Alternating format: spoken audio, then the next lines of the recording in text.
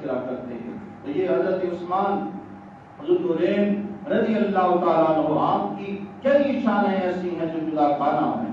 ایک شان جو میں نے ذکر کی تھی، جو اللہ تبارک و تعالیٰ نے حضور نبی پاک علیہ السلام کے صدقے سے انہیں عطا فرمائی، وہ ذوالنورین کہتے اسی لیے ہیں کہ نبی علیہ السلام کی 2 صحبازادیاں آپ کے نکاح میں ہیں۔ یہ شرط کسی اور کو نصیب نہ ہوا۔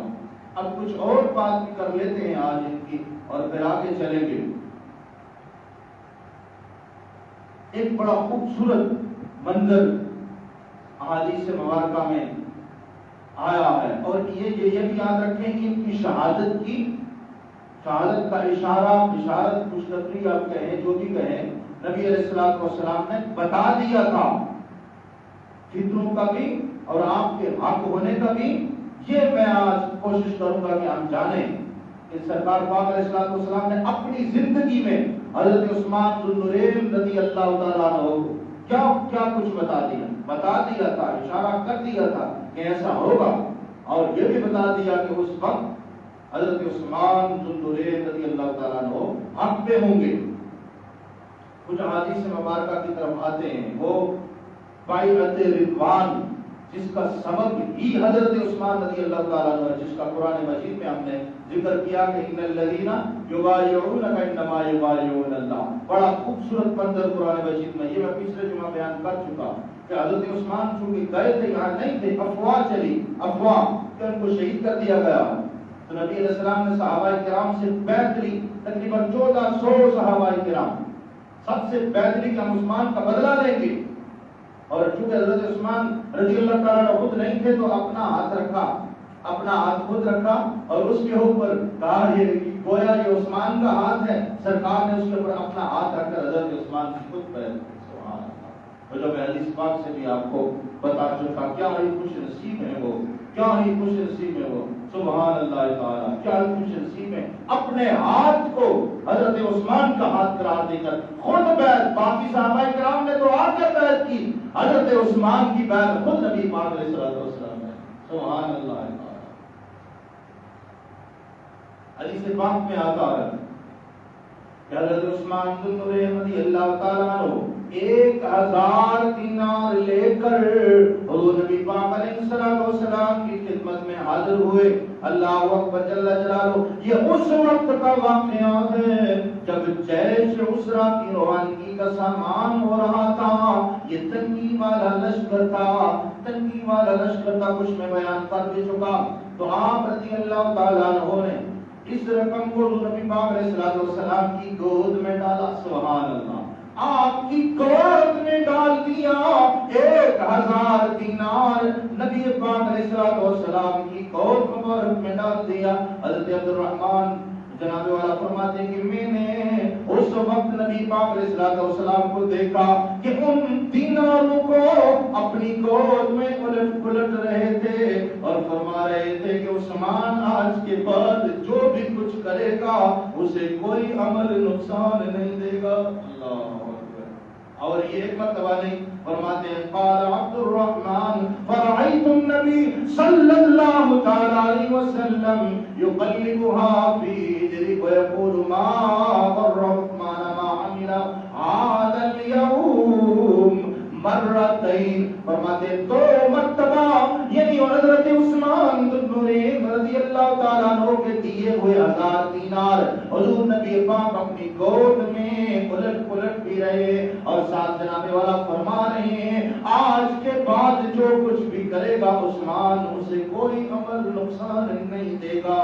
مرتين 2 مرتبہ یہ فرمایا۔ سبحان اللہ۔ یعنی یہ جنت کی بشارت ہے کہ عثمان آپ کے بعد جو بھی کرے گا اس سے کوئی عمل نقصان نہیں دے گا۔ یعنی اللہ تعالیٰ نے ان ہستیوں کو محفوظ رکھا تھا کہ ایسا کوئی کام کرنے سے اللہ تعالیٰ نے انہیں معصوم نہیں ہے، یاد رکھیں معصوم صرف حضرات انبیاء کرام علیہ السلام ہیں، صرف یہ عقیدہ صحیح اسلام ہے، وہ معصوم تو نہیں لیکن وہ محفوظ ضرور ہیں، اللہ تعالیٰ نے انہیں بچایا، اللہ تعالیٰ نے محفوظ رکھا، اسی لیے تو جنت کی بشارت دنیا میں سرکار پاک علیہ السلام نے دی۔ اور یہ بات بھی کیا ہے؟ یہ بات بھی ہے کہ آج کے بعد عثمان جو بھی عمل کرے گا اسے کوئی عمل نقصان نہیں پہنچائے گا۔ سبحان اللہ تعالیٰ۔ ایک یہ موقع ہے، اسی طرح حضرت عثمان رضی اللہ تعالیٰ عنہ آپ فرماتے ہیں یہ فتنوں کا جب بات ہوئی نا حضرت ابو اشعث صنعانی رضی اللہ تعالیٰ عنہ سے فرماتے ہیں چند خطباء شام میں کھڑے ہوئے تھے، ان میں سے حضور نبی پاک علیہ السلام کے کئی صحابی تھے، ان میں سے آخری آدمی کھڑے ہوئے جن کا نام حضرت مرہ بن کعب تھا۔ اب بڑے غور سے سنیے، فرمایا انہوں نے فرمایا کہ اگر میں نے ایک حدیث حضور نبی پاک صلی اللہ علیہ وسلم سے نہ سنی ہوتی تو میں کھڑا نہ ہوتا، تو یعنی کہ انہوں نے بتایا کہ نبی پاک صلی اللہ علیہ وسلم نے فتنوں کا ذکر فرمایا اور یہ ان کا نزدیک ہونا بیان فرمایا۔ اتنے میں ایک شخص کپڑے سے سر کو لپیٹے ہوئے گزرا تو نبی پاک صلی اللہ علیہ وسلم نے فرمایا یعنی فتنے فساد کے دن یہ شخص حق اور ہدایت پر ہوگا۔ میں اس کی طرف اٹھا اور دیکھا کہ وہ حضرت عثمان غنی رضی اللہ تعالیٰ عنہ ہے۔ حضور اپنی آیات میں فرما رہے ہیں، پھر کہتے ہیں پھر میں نے آپ علیہ السلام کے چہرے کی طرف متوجہ ہوا اور عرض کی کیا یہی ہیں؟ یعنی حضرت عثمان نبی پاک صلی اللہ علیہ وسلم نے فرمایا ہاں، یعنی پہلے ہی بتا دیا ابھی آیات ہے، سرکار پاک علیہ السلام کی آیات ہیں، پہلے ہی فرما دیا فتنے کے دن یہ شخص حق اور ہدایت پر ہوگا۔ یہ شخص تو کہتے ہیں کہ میں نے دیکھا وہ حضرت عثمان تھے، یہ بلوائیوں نے جب حملہ کر دیا نا آپ کے گھر کا محاصرہ کیا، پھر آپ کو ظلم اور شہید کیا، وہ سرکار پہلے بتا رہے ہیں کہ اس دن یہ شخص حق پر ہوگا۔ کہتے ہیں کہ عرض کی کیا یہی ہے؟ یہ حضرت عثمان کی طرف تو فرمایا ہاں یہی ہے نبی پاک صلی اللہ علیہ وسلم نے۔ آگے سنیے اس سے اور واضح اور بالکل واضح، حضرت اما عائشہ ام المؤمنین جناب حضرت عائشہ صدیقہ رضی اللہ تعالی عنہا فرماتی آپ سے روایت ہے کہ حضور نبی پاک صلی اللہ تعالی علیہ وسلم نے فرمایا اے عثمان اللہ تعالی تمہیں یقیناً ایک قمیص پہنائے گا۔ اب اس قمیص کی وضاحت کیا ہے؟ وہ عام قمیص نہیں، وہ قمیص خلافت۔ فرمایا حضرت عائشہ نے کہ اللہ تعالیٰ حضور نے فرمایا یقیناً تمہیں ایک قمیص پہنائے گا۔ اب باتیں نا حضور کی اشارے کنائے میں ہوتی ہیں، وہ واضح نہیں ہوتی، اور اس کی تفصیل کون کرے گا، تشریح وضاحت کون کرے گا؟ علماء کرام کریں گے۔ یاد رکھیں بعض اوقات قرآن مجید اپنے بات کی تفسیر کرتا ہے اور احادیث مبارکہ بعض دوسری احادیث مبارکہ ان کی تشریح کرتی ہیں، یا پھر صحابہ کرام اہل بیت اعظام نے تشریح کی اور پھر اس کے بعد ائمہ دین نے علماء امت نے بتایا، ورنہ تو قمیص سے مراد ہمیں کیا معلوم کیا ہے، تو اس کی وضاحت کیا ہے؟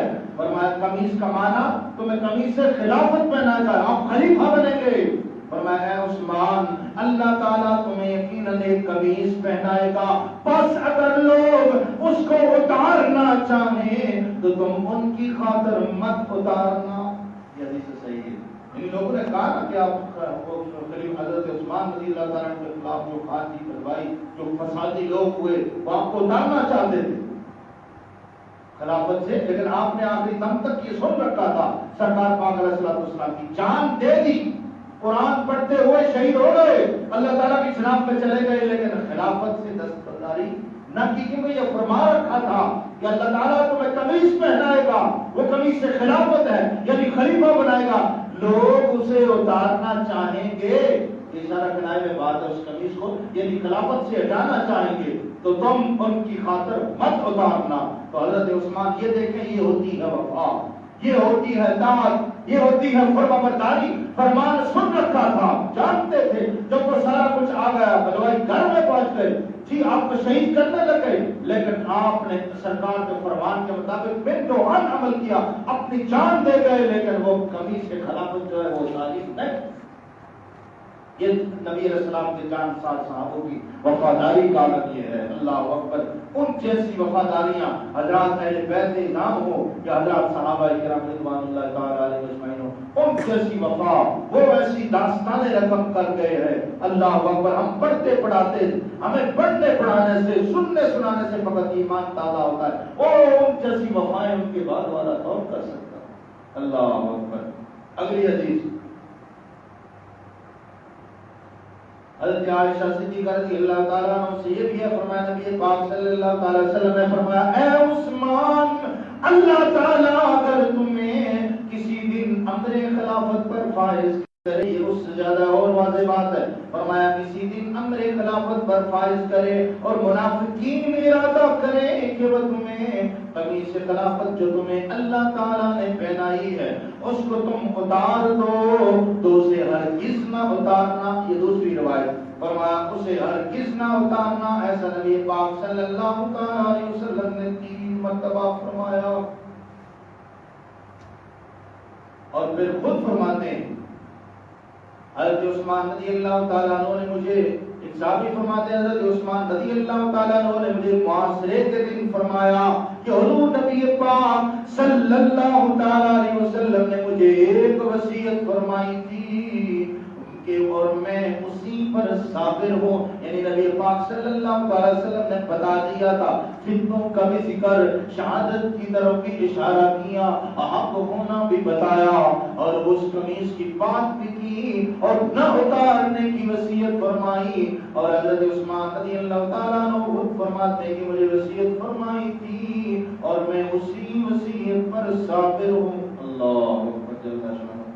بہت سی ایسی باتیں ہیں جو حضرت عثمان بن نورین رضی اللہ تعالیٰ عنہ کی شان میں بہت کچھ کہا جا سکتا ہے. نبی پاک صلی اللہ تعالیٰ علیہ وسلم نے جو خود فرمایا اور شہادت کی کس طریقے سے بشارت ہے. کبھی تو آپ کا کلام بالکل واضح ہوتا، بالکل واضح، اور کبھی اشاروں میں بات کرتے، اشاروں کنایوں میں بات کرتے. یہ نبی پاک علیہ الصلوۃ والسلام کو اللہ تعالیٰ نے شان عطا کر رکھی تھی. جوامع کلم آپ کو عطا فرمائے. چھوٹی بات کرتے، تھوڑی بات کرتے، اس کے اندر اتنے مالی مفاد فیہم ہوتے کہ پڑھنے والے پڑھاتے، لکھنے والے لکھتے جاتے. کبھی اشاروں میں کہتے تھے. اب یہ سنیے کیا خوبصورت مقام ہے. عن قتادہ، حضرت قتادہ فرماتے ہیں ان انس، حضرت انس رضی اللہ تعالیٰ عنہ سے اللہ اکبر وہ بیان کرتے ہیں کہ قال سعید النبی صلی اللہ تعالی علیہ وسلم احد. حضرت جناب حضور نبی پاک صلی اللہ تعالی وسلم احد پہاڑ پر تشریف فرما ہے. ومعه ابو بکر وعمر وعثمان، اور آپ کے ساتھ حضرت ابو بکر، حضرت عمر اور حضرت عثمان ذو النورین رضی اللہ تعالیٰ عنہ بھی تشریف فرما ہے. اللہ اکبر، اللہ اکبر. احد پہاڑ کا منظر صحابہ کرام نے ہم تک پہنچایا. ارے کیا ادائیں تھی، کیا وہ باتیں تھی، کیا وہ لوگ تھے کہ احد پہاڑ پر سرکار کھڑے ہو کر کچھ فرما رہے ہیں تو یہ بھی انہوں نے ہم تک پہنچا دیا. فرمایا کہ حضور احد پہاڑ پر ہی آپ کے ساتھ ابو بکر، عمر اور عثمان رضی اللہ تعالی عنہم ہیں. اللہ اکبر. حدیث پاک کے لفظ ہے تو احد پہاڑ جناب والا جب اپنی زبان میں اپنے جناب والا مطابق اپنے وجدان کے مطابق ہم اگر معنی کریں تو وہ وجد میں آ گیا، خوشی سے جھومنے لگ گیا. اللہ اکبر. پہاڑ ہلنے لگ گیا، خوشی سے گویا جھومنے لگ گیا، وجد میں آ گیا. سرکار خود تشریف فرما احد پہاڑ پر. حضرت عمر بھی، حضرت ابو بکر صدیق بھی، حضرت عثمان ذو النورین بھی. پہاڑ ہلنے لگ گیا، پہاڑ ہلنے لگ گئے. اللہ اکبر. وجد میں آ گیا، کیا پتہ خوشی سے کہ میرے اوپر سرکار تشریف فرما ہے. کائنات کی افضل ترین شخصیت اور ان کے بعد افضل ترین حضور کے اصحاب تشریف فرما ہے. حدیث پاک کے لفظ وقال اسکن کہ نبی پاک صلی اللہ علیہ وسلم نے پتھر کو کہا ٹھہر جا. کسے کہا؟ پتھر کو کہا. پتھر بھی آپ کی زبانیں جانتے، بولیاں جانتے، جی کلام کرتے، سوال جواب ہوتا. پتھر کو کہہ رہے ہیں، پتھر کو. ہماری تو کوئی زبان نہیں نا پتھر سنتا، یا پتھر کی کوئی زبان ہمیں تو نہیں معلوم. پتھر کو کہہ رہے ہیں اے او ٹھہر جا. اور راوی کہتے ہیں اللہ اکبر. اور راوی کہتے ہیں وَأَظُنُّهُ، راوی کہتے ہیں کہ اور مجھے یہ گمان ہے، گمان ہے حدیث پاک میں لفظ ہے، میرا یہ خیال ہے کہ آپ صلی اللہ علیہ وسلم نے اسے قدم مبارک سے ٹھوک کر بیماری. اللہ اکبر. ایک پہاڑ رک جا، ٹھہر جا، یعنی ہلنے لگ گیا. تو راوی فرماتے ہیں میرا یہ خیال ہے کہ نبی پاک صلی اللہ علیہ وسلم نے اپنے قدم مبارک سے اسے ٹھوک کر بھی لگائی اور فرمایا اللہ اکبر. یہ جو شہادت اس طرف ہے فرمایا فَلَيْسَ عَلَيْكَ أَحَدٌ إِلَّا نَبِيٌّ وَصِدِّيقٌ وَشَهِيدٌ او کما قال علیہ الصلوۃ والسلام. فرمایا اللہ اکبر. تم پر نہیں ہے مگر ایک نبی، اللہ اکبر، اور ایک صدیق صدیق اور 2 شہیدوں کے سوا تم پر کوئی نہیں ہے۔ اے پہاڑ رک جا، ٹھہر جا، گوئے فرما رہے پہاڑ ہلتا کیوں ہے؟ مانا مفہوم یہ ہے ٹھہر جا، رک جا، تیرے اوپر ایک اللہ کا نبی ہے، ایک صدیق ہے اور 2 شہید ہیں۔ اور تھے کون اس وقت؟ حضور نبی پاک علیہ الصلوۃ والسلام اور صدیق حضرت ابو بکر صدیق کی طرف اشارہ واضح بالکل، اور 2 شہید حضرت عمر اور حضرت عثمان رضی اللہ تعالیٰ۔ ان کی شہادت کی خبر دنیا میں اس پرکار نے دی، وہ بھی شہید ہوئے، ان کا بھی آگے چل کر یہ اسی ذو الحجہ کے مہینے کے آخر میں، یا کچھ کہتے ہیں محرم الحرام میں۔ یاد رکھیں تاریخوں میں اختلاف ہوتا ہے، تاریخ میں 1400 سال سے تاریخ دان جو تاریخ لکھتا ہے نا، تو وہ قرآن حدیث نہیں ہوتی، ان میں اختلاف ہے۔ آپ کوئی بھی چیز اٹھائیں، کسی عالم دین سے پوچھیں، کسی بھی چیز کے بارے میں بہت اختلاف ہے، اقوال ہے، اقوال ہے۔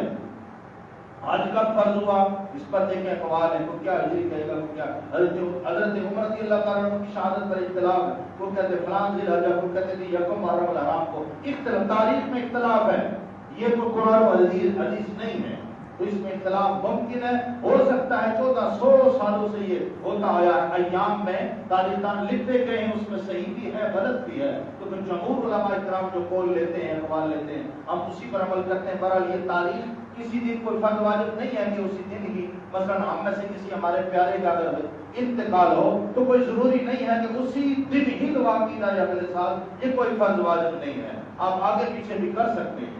تو اسی لیے تاریخ جب بھی ہو، ان ہستیوں کا ذکر تاریخ کا محتاج نہیں، دنوں کا محتاج نہیں، آپ کو جب بھی جانے والا موقع ملے، اور یہ جمعہ کے خطبات تو چونکہ مہینوں کے حساب سے ہم کرتے ہیں، اس کے علاوہ محافل میں سارا سال سرکار کا ذکر کرتے رہیں، سارا سال اہل بیت نظام کی باتیں کرتے رہیں، سارا سال حضرات صحابہ کرام رضوان اللہ تعالیٰ علیہ مجمعین کی باتیں کرتے رہیں، کوئی قید نہیں ہے۔ یہ وہ ہستیاں ہیں جو دنوں کی محتاج نہیں۔ سرکار کی ولادت مبارک میلاد شریف تو ایک دن ہوتا ہے، لیکن دیوانے مستانے غلام پوری دنیا میں سارا سال میلاد شریف کے نام پر محفلیں سجاتے رہتے ہیں، کوئی ایک دن کی پابندی نہیں۔ اسی طرح صحابہ کرام کا اہل بیت اسلام کا جب کوئی دن پیدائش کا ہو یا وصال بھلے اختلاف ہو، ان کا ذکر خیر آپ جب بھی کریں قرآن اور حدیث میں کیا ہے۔ تو یہ فرمایا کہ تم پر ایک نبی صدیق اور 2 شہید ہیں، ان میں سے ایک حضرت عثمان بن نورین رضی اللہ تعالیٰ اور دوسرے حضرت عمر رضی اللہ تعالیٰ عنہ۔ یہ چلتے پھرتے ابھی حیات ہیں، تو خوشنبی سرکار نے پہلے ایک بڑا خوبصورت منظر ہے حدیث پاک میں، وہ بھی سنیں، ایمان تازہ ہوگا۔ یہ بخاری مسلم کی حدیث سے صحیح ہے، بڑا خوبصورت منظر ہے، سرکار کے پیاروں کے ساتھ معاملات کیا تھے، کس طریقے سے، اور کیا کچھ بیان صحابہ کرام رضوان اللہ تعالیٰ علیہم اجمعین نے کر دیا۔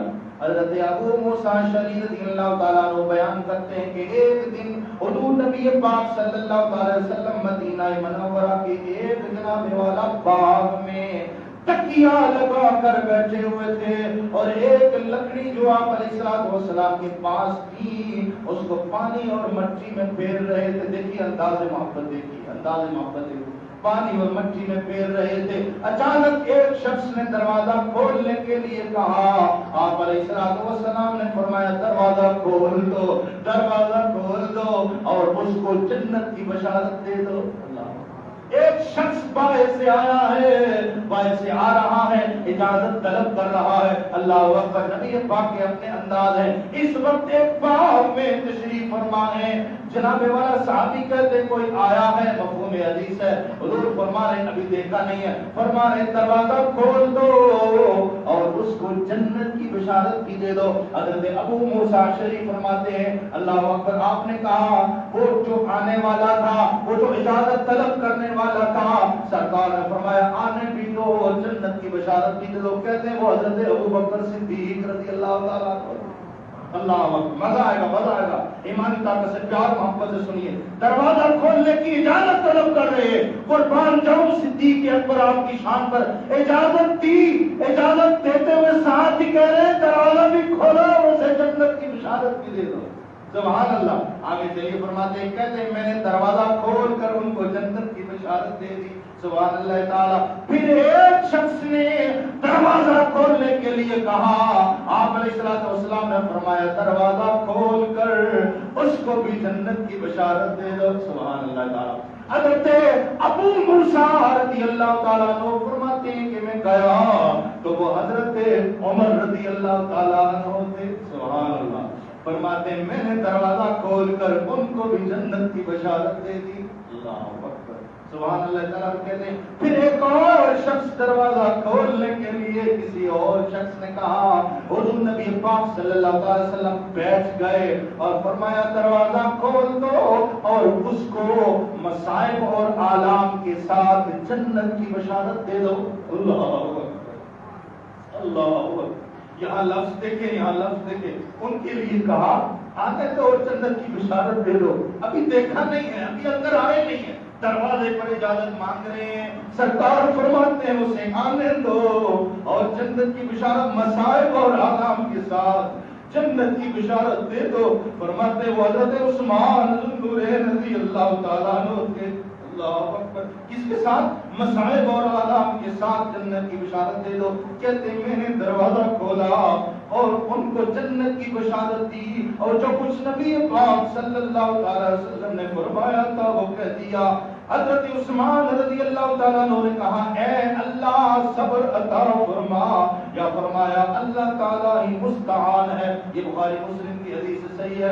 اللہ اکبر. حضرت ابوبکر بھی, حضرت عمر بھی, حضرت عثمان رضی اللہ تعالیٰ عنہ بھی حضور نبی پاک صلی اللہ علیہ وسلم کے پاس آنا چاہتے ہیں. دروازے پر اجازت مانگو. جو دروازہ اس وقت کا جو ہوتا تھا, آج کی بات نہیں ہے, تو اجازت بھی دی اور جنت کی بشارت دی. جو قابل اور بات ہے کہ حضرت عثمان کے بارے میں کہا کہ اسے مصائب اور آلام کے ساتھ, یعنی سرکار جانتے تھے کہ کیا کچھ حضرت عثمان پر گزرے گا.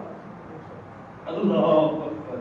خدا کی قسم جب یہ باتیں لیتے ہیں تو مجھ سے یہ بیان کرنا مشکل ہو جاتا ہے. جب شہادت حسین لینا, جو کچھ آپ کے ساتھ ہوا, اہل بیت اسلام کے ساتھ جو ظلم و ستم جو کیا گیا, اور حضرات صحابہ کرام رضوان اللہ تعالی وہ پاک ہستیاں جن کی جوتیوں میں جو خاک لگی ہے, اگر وہ ہم سرما بنائیں, انہیں سر پر لے کے پھرتے چہرے پر ملے تو ہمارے لیے فضیلت کی بات ہے. ان ہستیوں کے ساتھ لوگ کیا کرتے رہے, وہ کیا کرتے رہے, انہوں نے کیا کیا.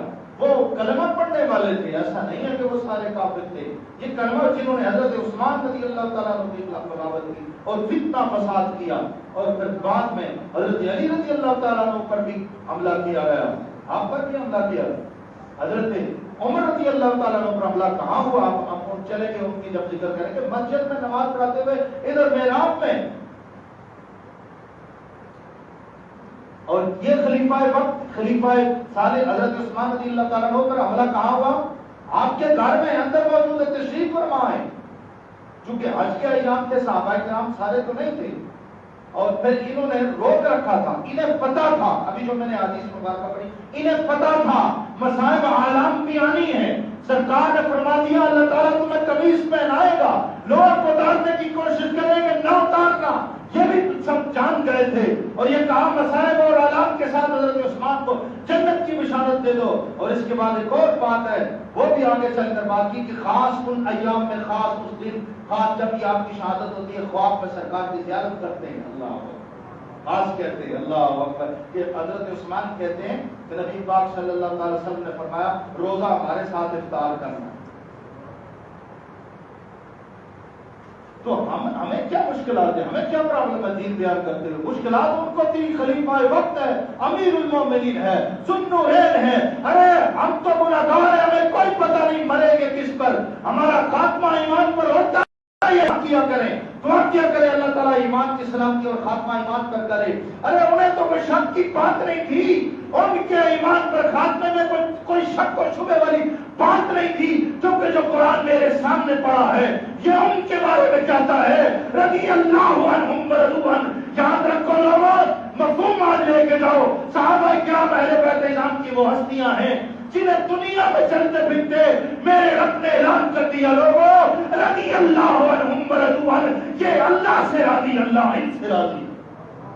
وَكُلًّا وَعَدَ اللَّهُ الْحُسْنَىٰ, اور ان سب سے اللہ تعالیٰ نے حسنہ کا وعدہ کر رکھا ہے. حسنہ کیا مطلب, حسنہ کا کیا معنی, جنت کا وعدہ کر رکھا ہے. اگر مزید وضاحت میں جاؤ تو آگے ابھی جو میں نے حدیث پڑھی, نام لے کر بھی سرکار نے فرمایا ابو بکر فی الجنہ, عثمان فی الجنہ, عمر فی الجنہ, علی فی الجنہ, عشرہ مبشرہ, یہاں اس کے علاوہ کوئی جنت کی بشارت کرتے ہوئے.